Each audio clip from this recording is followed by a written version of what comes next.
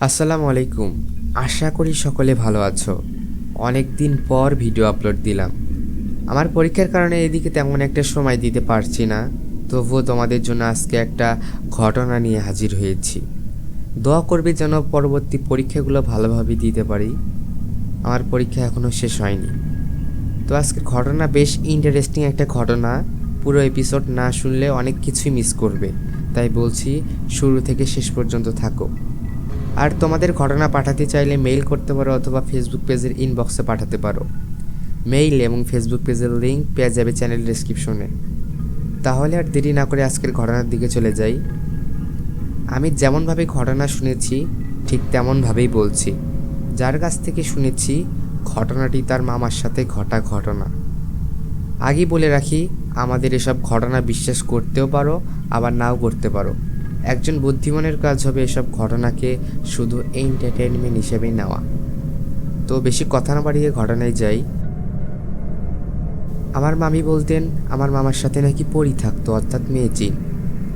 কারণ রাতে হঠাৎ ঘুম থেকে উঠে তিনি আঙ্গুল দেখিয়ে বলতেন, ওই মেয়েটা খুব সুন্দর কিন্তু আমাকে খুব মারে। এরকম ঘটনা মাঝে মাঝেই ঘটতো। কখনো আবার মামা কারোর সাথে কথা বলতেন না, আবার কখনো অনেক কথা বলতেন। সব মিলিয়ে মামার আচরণ ঠিক ছিল না। একদিন আমরা সবাই মিলে গাড়িতে করে ফুপুর বাসায় যাচ্ছিলাম। আমি ছিলাম, মামা ছিলেন, ছোট মামা ছিলেন, নানু ছিলেন, আরও কয়েকজন ছিলেন গাড়িতে। হঠাৎ করে গাড়ি একপাশে কাঁপতে শুরু করলো। সবাই নেমে গেলেন কিন্তু মামা নামলেন না। আমরা দেখি মামাকে যেন কেউ একটা টেনে নামাচ্ছে, একদম অদৃশ্য কিছু। মামাকে টেনে নামানোর পর মামা গাড়ির নিচে পড়ে গেলেন। এরপর থেকে মামার অবস্থা খুব খারাপ হয়ে যায়। কয়েকদিন বিছানায় পড়ে থাকার পর মামা মারা যান। রাতে তাকে দাফন করা হয়। কবরের পাশে নেওয়ার পর সবাই লক্ষ্য করলো চারপাশে অন্ধকার থাকা সত্ত্বেও কবরের আশেপাশে সব কিছু পরিষ্কারভাবে দেখা যাচ্ছে। কিছুক্ষণ পর সবাই একটা মেয়ের কান্নার শব্দ শুনতে পেল। ওইখানে অনেকজন থাকায় সবাই তেমন একটা ভয় পায়নি। দাফন শেষ করে সবাই বাসায় চলে এলো। কয়েকদিন পর থেকে ছোট মামার অবস্থা খারাপ হতে শুরু করলো। হঠাৎ করে তিনি বিছানায় পড়ে গেলেন। নানু তাকে ভালো ডাক্তারের কাছে নিয়ে গেলেন। বাসে করে যাওয়ার সময় বাস থেমে যায় একটা সমস্যার কারণে। ঠিক তখনই ছোট মামা দেখলেন তাদেরকে একটা পাগলি ডাকছে। নানু কাছে গেলেন। পাগলি বলল, ডাক্তারের কাছে গিয়ে লাভ নাই, যদি ঠিক করতে চাস এই ঠিকানায় চলে আয়। পাগলি চলে গেল। নানু পাত্তা দিল না, ভাবলো কে না কে পাগলি এমনি এক কথা বলতেছে। পরে নানু ডাক্তারের কাছে নিয়ে গেলেন। ডাক্তার দেখানোর পর কোনো লাভই হলো না। অবশেষে তারা পাগলির দেওয়া ঠিকানায় গেলেন।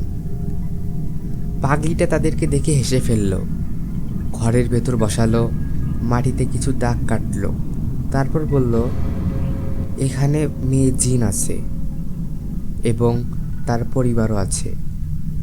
তখন ছোট্ট মামার মুখ দিয়ে অন্য একজন পুরুষের কণ্ঠ বের হলো।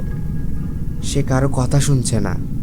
সে একটা ছেলেকে মেরে ফেলেছে, এখন আর একটার পেছনে লেগেছে, যা ইচ্ছা তুমি করো। এরপর পাগলি একটি বোতলের ভেতর ছোট্ট মানুষের মতো একটি অবয়ব তুলল। অত্যন্ত ভয়ঙ্কর, যেন সত্যি একটা জিনের অবয়ব। পাগলিটা বোতল বন্ধ করে রাখলো। কিছুক্ষণ পর বলল, তোর ছেলের আর কোনো সমস্যা হবে না, নিয়ে যা। নানু টাকা দিতে চাইলেন। পাগলি বলল, লাগবে না, যা।